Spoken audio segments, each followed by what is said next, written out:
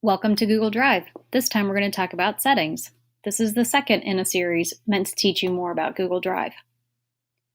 Feel free to pause the video at several spots if you want to duplicate or investigate what we've covered. Take your time. There's no rush. Now let's jump into the settings in Google Drive.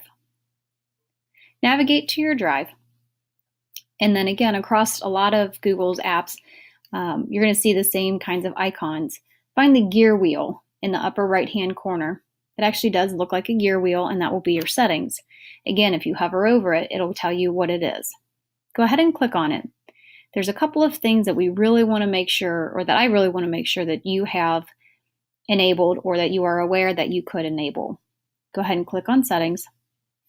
And then once here, probably hands down the biggest benefit of Google Drive and this check mark right here where it's talking about converting uploads is to have a check mark in here.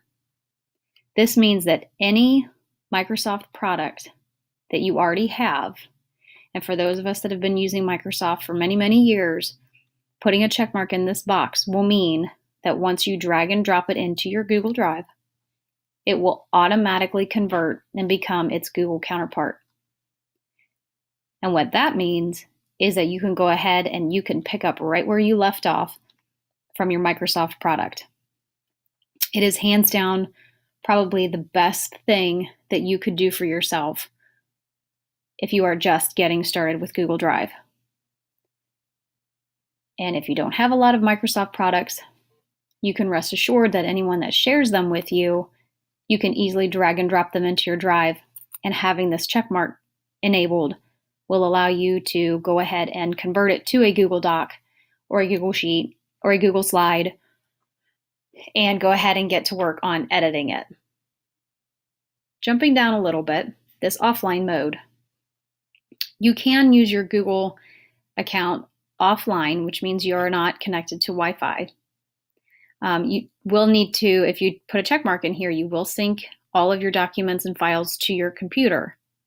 This is where Google Drive can take up space on your computer, your laptop, whatever it is that you are syncing it to. Personally, I've not found the need for this. If you regularly are traveling or you are very confident that you will not have reliable Wi-Fi access, you may want to seriously consider this. But before you put that check mark, I would suggest you click on this Learn More and really see a little bit more about what that's going to mean for you and your computer. If you continue going down, there is a relatively new thing under this suggestions where if you put a check mark in here, when you jump back to your Google Drive and you refresh your page, you're going to see new little tiles up at the very top. Some people that I've worked with find that kind of annoying. Other people think that it's really great. Again, this is an easy check mark to turn it on. It's an easy check mark to turn it off, to investigate, to see what it is. And it's a personal preference. Scrolling down a little bit further, looking at this Google Photos folder, you can automatically have Google put your photos into a folder on your Drive. And if you look over to the far left, even though it's grayed out, you can see that there is a Google Photos folder over here to the left. And that will give you just quick access. If this is a school or a work account, I don't recommend it. If it's your personal Google account, feel free. I've got all mine synced to it. Makes it actually really easy and really nice for me to go back, and it automatically does that for me. Oh, one other thing I need to make you aware of with the offline mode, I almost forgot, is you are limited somewhat. You can create, view, and edit, but only with Google Docs, Google Sheets, and Google Slides.